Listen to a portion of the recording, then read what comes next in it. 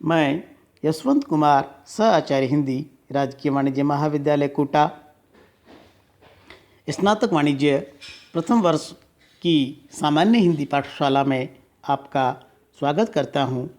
हम पूर्व के वीडियो में जागो फिर एक बार कविता का अध्ययन कर रहे थे। हम मध्य भाग में आ पहुँचे हैं और अब हम इस कविता के अंतिम चरण की ओर बढ़ रहे हैं। जागो फिर एक बार सिंह की गोद से छीनता रे शिशु कौन, मौन भी क्या रहती वह रहते प्राण रे अजान, एक मेष माता ही रहती है निर्निमेष दुर्बल वह, छिनती संतान जब जन्म पर अपने अभिशप्त तप्त आंसू बहाती है। किंतु क्या योग्य जन जीता है, पश्चिम की उक्ति नहीं गीता है स्मरण करो बार बार। महाकवि निराला हमसे जागने का आह्वान कर रहे हैं। आलस्य, जड़ता, निद्रा, फूट को छोड़कर संगठित होकर शक्तिशाली होकर स्वाधीनता के लिए, न्याय के लिए, समानता के लिए संघर्ष का आह्वान कर रहे हैं। वे हमें शारीरिक और मानसिक रूप से शक्तिशाली होने के लिए प्रेरित कर रहे हैं। वे शक्ति की उपासना, साहस की उपासना सिखाने के लिए हमको सिंह का स्मरण करवाते हैं। वे कहते हैं सिंह की गोद से छीन तारे शिशु कौन, सिंहनी की गोद से उसके शिशु को, उसके बालक को कौन छीन सकता है। अर्थात सिंहनी की गोद से कोई भी उसके बालक को नहीं छीन सकता। शक्तिशाली के साथ कोई अन्याय अत्याचार नहीं कर सकता। मौन भी क्या रहती वह रहते प्राण रे अजान, कोई भी सिंहनी अगर उस पर अन्याय अत्याचार हो, उसकी संतान छीनी जाए तो वह मौन नहीं रहेगी, वह प्रबल प्रतिकार करेगी, शत्रु को नष्ट कर देगी, संघर्ष करेगी। पर हम इस बात को भूल गए हैं। हमने अपने आप को शक्तिशाली नहीं बनाया है।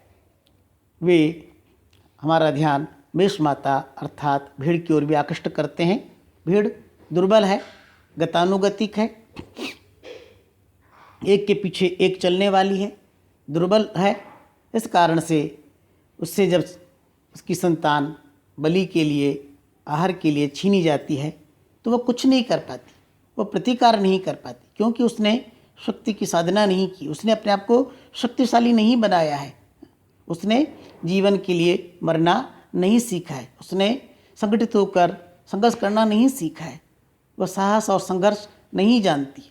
भारतीयों को सिंहनी के समान साहसी और शक्तिशाली, संघर्षशील होना चाहिए, ऐसा आह्वान करते हुए वे मेष माता की दुर्बलता और उस दुर्बलता के परिणामों की ओर ध्यान आकृष्ट कर रहे हैं। वे कहते हैं एक मेष माता ही रहती है निर्निवेश दुर्बल व छिन्नती संतान। जब एक मेष माता, एक भीड़ माता ही है जो जब उसकी संतान छीनी जाती है निर्निवेश रहती, पलकें भी नहीं झपकाती, एकटक बस देखती रहती है। क्यों? क्योंकि वो दुर्बल है।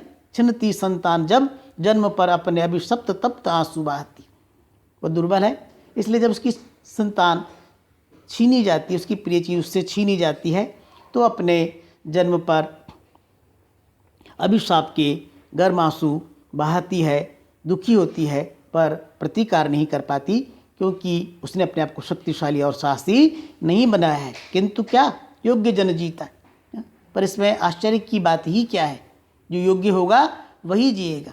जिसने अपने आप को शारीरिक मानसिक रूप से शक्तिशाली बनाया होगा, साहसी बनाया होगा, चुनौतियों से जूझना सीखा होगा, अन्याय अत्याचारी से संघर्ष करना सीखा होगा, जो संगठित होकर अन्याय अत्याचार का सामना कर सकेगा, वही संसार में जिएगा।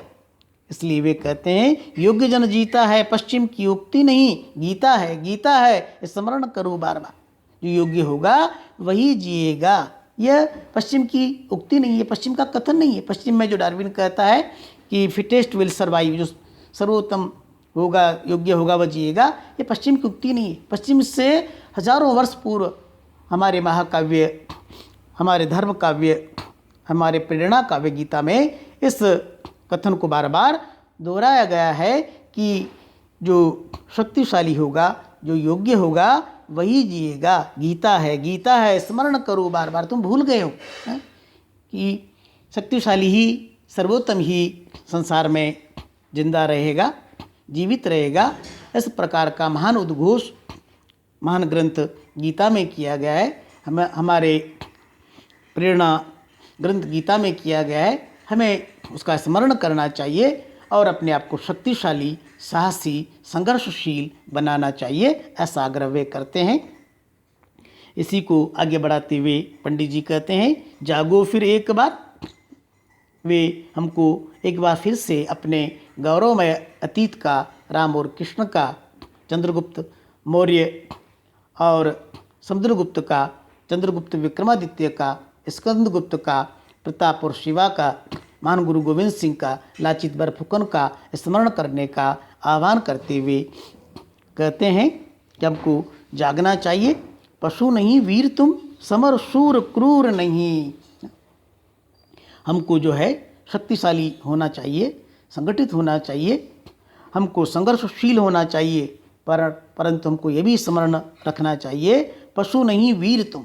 हम पशु नहीं हैं, पशुओं की तरह अन्यायपूर्ण, अत्याचारपूर्ण, क्रूरतापूर्ण, कपटपूर्ण आचरण करने वाले नहीं हैं। हम वीर हैं। हम वीरतापूर्वक आतताइयों का सामना करने वाले हैं, साहस और शक्ति के साथ अन्य अत्याचारियों को चुनौती देने वाले हैं। समर शूर क्रूर नहीं, हम युद्ध भूमि में वीरता प्रदर्शित करने वाले हैं।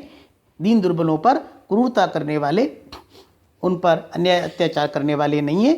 काल चक्र में हो दबे, आज तुम राजकुमार। हम सब राजकुमार हैं, पर काल के चक्र में हम दब गए हैं। हम अपने कुल गौरव को, अपने महान वैभव को, अपने महान अतीत को भूल गए हैं। समर सरताज, हम तो युद्ध के सरताज हैं, युद्ध में सर्वश्रेष्ठ हैं, पर क्या है, सब माया है। माया है, वीरता भी और क्रूरता भी, ये सब माया ही है। ये सब संसार का ही खेल है। मुक्त हो सदा ही तुम, बाधा विहीन बंद छंद जो। हम सब जीवात्माएं जैसे अपने परम तत्व का, परम स्वरूप का स्मरण करते हैं, हमको ये अनुभूति हो जाती है कि हम सदा ही मुक्त हैं। इसलिए वे कहते हैं, मुक्त हो सदा ही तुम।